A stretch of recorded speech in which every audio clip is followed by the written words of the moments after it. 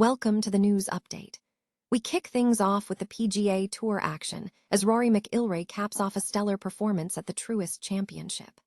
McIlroy managed 17 pars in his opening round before finding a crucial 194-yard approach that set up a birdie on the ninth hole, showcasing his incredible clutch performance in the rain-delayed event. Tired of dropping your phone or struggling to hold it with one hand? The PopSocket's Pop Grip gives you a secure grip, works as a phone stand, and even lets you swap the top for a fresh new look. Simple, useful, and perfect for everyday phone use. Click the link in the comments to grab yours on Amazon. Next up, we look at the shifting landscape of the PGA Championship. The field is stacked with talent as Rory McIlroy and Scottie Scheffler remain the top contenders. But the competition is heating up with players like Cameron Young and Chris Gotterup joining the fray, all battling for a spot in this massive tournament. We turn our attention to the unique identity of the PGA Championship itself. Experts are analyzing how this tournament stands apart from the Masters and the British Open, pointing to the variety of courses and conditions as its defining feature, with officials highlighting the unique challenge it presents to every player. Finally, we dive back into McIlroy's mindset after his return to action. Despite settling for a single birdie on the final hole, Rory McIlroy remains positive, admitting he was hitting good putts and focusing on improving his reads, showing the resilience needed to compete at this elite level. Stay with us for more breaking news. Rory McIlroy secured a significant milestone at the Truist Championship, capping off a remarkable performance with 17 pars and a closing birdie on the final hole.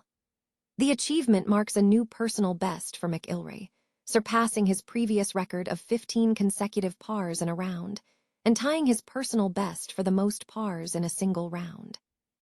The performance highlighted McIlroy's clutch play, particularly on the ninth hole. Facing a challenging par 4 measuring 539 yards, McIlroy executed a 194-yard approach shot from the left rough over the trees, setting up a birdie opportunity. His subsequent putt found the bottom of the hole, securing the crucial score. McIlroy expressed satisfaction with his round, noting that while he had a streak of pars, he was hitting good putts, as some days simply do not yield the desired result. This performance comes as McIlroy begins his first start on the PGA Tour since winning a second consecutive Masters title. However, the round was not without its challenges. McIlroy started the second round 7 strokes behind the leader, Matt McCarty, who capitalized on conditions that softened the Quail Hollow course due to overnight rain delays. Despite gaining approximately 1 stroke through his driving and approach play, McIlroy lost strokes around and on the greens.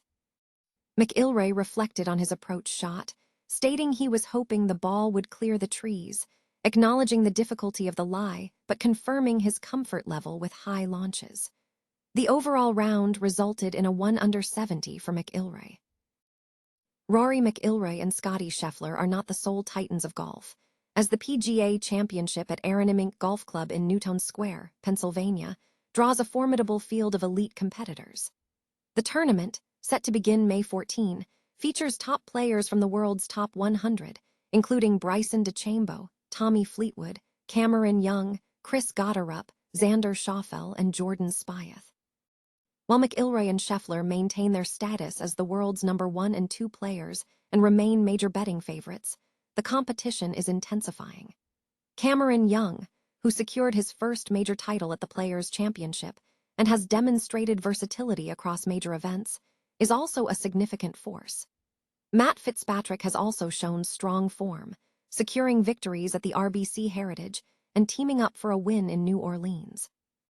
The PGA Championship is unique among the majors, distinguished by its extensive course variety, featuring 75 different courses over 108 years. PGA Championships director Kerry Haig notes that this diversity, ranging from Bellerive birdies to Southern Hills under par scores, is the tournament's defining characteristic, offering a different challenge than the predictable tests found at Augusta National or the links golf of the British Open.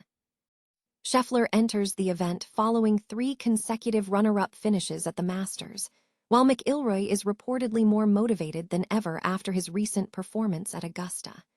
Both players are focused on maximizing their potential.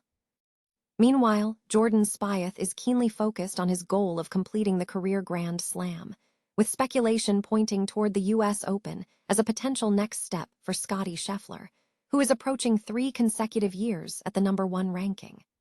Scheffler aims to join the ranks of back-to-back PGA Championship winners, a feat currently limited to Tiger Woods and Brooks Koepka. The Aronimink course itself has a storied history, having hosted the PGA Championship previously in 1962 and being slated to host the event again.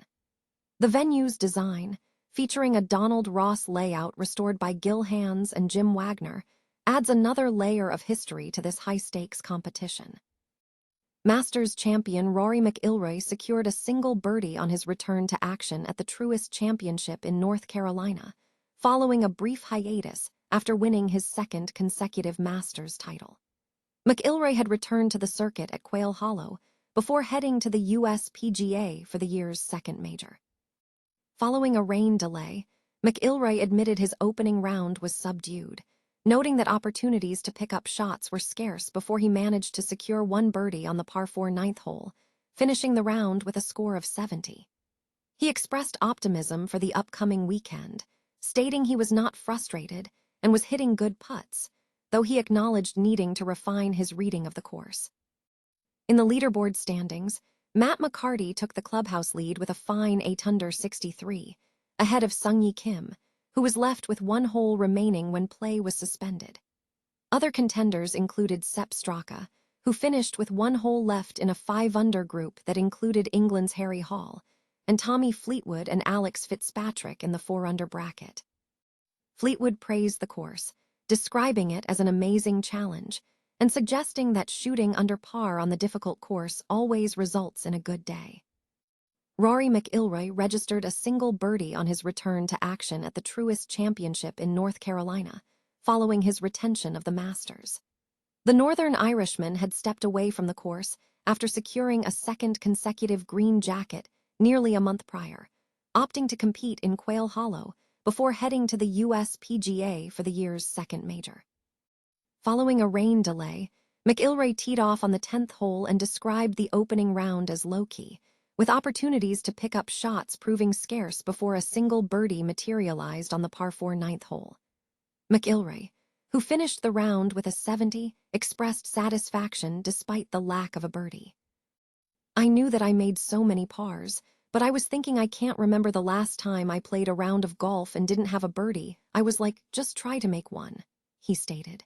He added, "I felt like I didn't make birdie at 7, didn't make birdie at 8, so then I thought my chance had passed me by, but nice to see 1 putt go in there at the last." Despite the outcome, McIlroy remained positive about his prospects for the weekend, noting, "I wasn't frustrated. I was hitting good putts. Some days they just don't want to go in. I just needed to figure out the reads a little bit better, but sort of felt like I got into it by the end of the round."